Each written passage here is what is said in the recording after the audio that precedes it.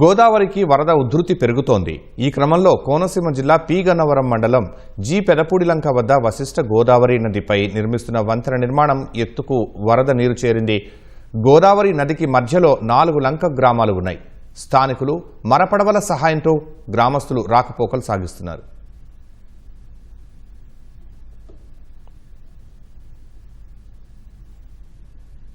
ముమ్మిడివరంలోని పలు లంక గ్రామాలు ముంపునకు గురయ్యాయి. కూనాలంక, లంక ఆఫ్ టాణెలంక, గేదెల్లంక రహదారులు నీట మునిగాయి. దీంతో పంచాయతీ సిబ్బంది రోడ్లకు ఇరువైపులా ఎర్ర జెండాలను పాతారు. కొబ్బరి తోటలో నిల్వ ఉంచిన ఎండు కొబ్బరి రాసులను రైతులు గట్లకు చేరుస్తున్నారు. నిత్యావసర వస్తువులతో పాటు వృద్ధులకు ఎన్టీఆర్ భరోసా పింఛన్లను అధికారులు అందజేశారు. లోతట్టు ప్రాంత ప్రజలు అప్రమత్తంగా ఉండాలని ముమ్మిడివరం ఆర్డీఓ సూచించారు.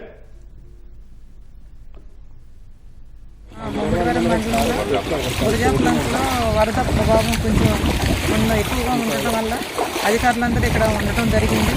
అక్కడ ఆ విలేజ్కి సంబంధించిన ప్రజలు బయటికి రాకుండా వాళ్ళకి కావాల్సిన నిత్యావసర సరుకులు మా టీం ద్వారా పడవల సహాయంతో వాళ్ళకి ఎప్పటికప్పుడు చేరవేసి వాళ్ళకి ఎలాంటి ఇబ్బందులు కలగకుండా కూడా మేము మా యంత్రాంగం అంతా ఇక్కడే ఉండి పనిచేయడం జరుగుతుంది. కాబట్టి మీరు కూడా ప్రజలు కూడా మాతో సహకరించి బయటికి రాకుండా ఈ తగ్గేంత వరకు మీరు కూడా బయటికి రాకుండా ఉండాలని చెప్పేసి జాగ్రత్తలు తీసుకోవాలని కోరుకుంటూ మీరందరికీ ముఖ్య గమనిక ఏంటంటే బయటికి రావద్దు. ఈ టైంలో ఏమన్నా అవసరం వస్తే మా యంత్రాంగాన్ని తెలియపరిస్తే మేము ఇమ్మీడియట్గా రెస్పాండ్ అయ్యి మీకు కావాల్సిన ఇమ్మీడియట్ సరుకులు కానీ వినియోగాలు ఏముండా కూడా మేము అందుబాటులో ఉండి మీకు సహాయంగా మేము ఉన్నాం కాబట్టి మాకు తెలియపరచండి.